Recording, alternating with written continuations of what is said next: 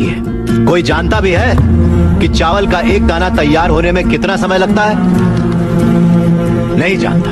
120 दिन 120 दिन तक जब एक किसान का पसीना उस धान के खेत की मिट्टी में बूंद बूंद मिलता है, तब जाकर अन्न पैदा होता है। और ये भी बता दूं कि हमारे देश में खाना बर्बाद नहीं किया जाता।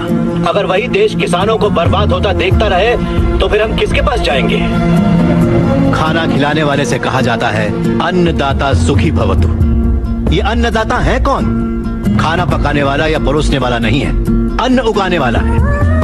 और ये खेती जैसा उपहार ईश्वर ने हमें दिया है। सेल फोन के बिना हम जिंदा रह सकते हैं, टीवी और एसी के बिना भी हम लोग जिंदा रह सकते हैं। जो टीवी और एसी बनाते हैं वो करोड़ोंपति हैं, लेकिन अन्न उगाने वाला वो गरीब किसान इतनी कड़ी मेहनत और धूप में पसीना बहाने के बाद दिन ब दिन गरीब होता जा रहा है। फैक्ट्रीज लगाना गलत नहीं है, बिल्कुल सही है, लेकिन खेतों को बर्बाद करके फैक्ट्रीज लगाना गलत है। इस देश में कितनी ही बंजर जमीनें हैं, कितनी ही पथरीले जमीनें हैं। क्यों? क्योंकि वहाँ पर पानी नहीं है, इसीलिए खेती करने में इतनी परेशानी उठानी पड़ती है। जरा सोचकर जवाब दीजिए कि किसान पानी लेने कहाँ जाएगा? इस देश में पिछले 10 साल में 1,71,105 से ज्यादा किसान आत्महत्या कर चुके हैं। उसमें से 25,000 से ज्यादा किसान तो इसी इलाके में रहते थे।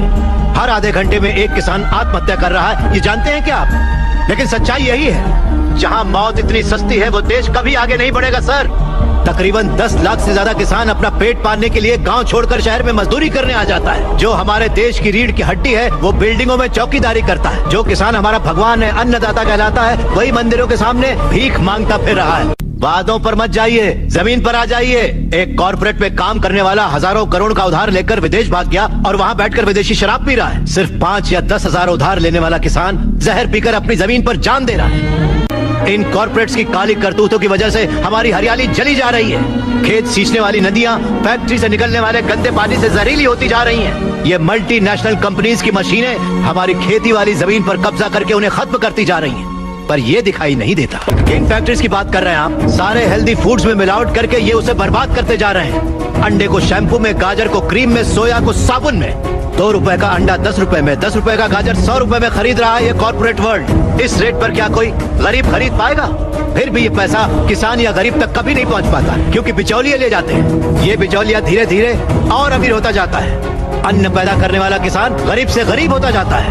पौष्टिक खाना न मिल पाने की वजह से गरीब बच्चे, गरीब बूढ़े बीमारी से मर रहे हैं सर। नौकरी कैसी भी हो हमारी बेहतरी के लिए होनी चाहिए, लेकिन हम उन फैक्ट्रियों के गुलाम बनकर अपनी जिंदगियां खराब कर रहे हैं। याद रखिए, खेती भी एक उद्योग है और किसान उद्योगी है, उसे अगर हमारे गांव की समस्याओं को आप लोगों ने नजरअंदाज किया तो एक न एक दिन हर गांव हमारे गांव जैसा ही बन जाएगा। समझ जाइए आप लोग।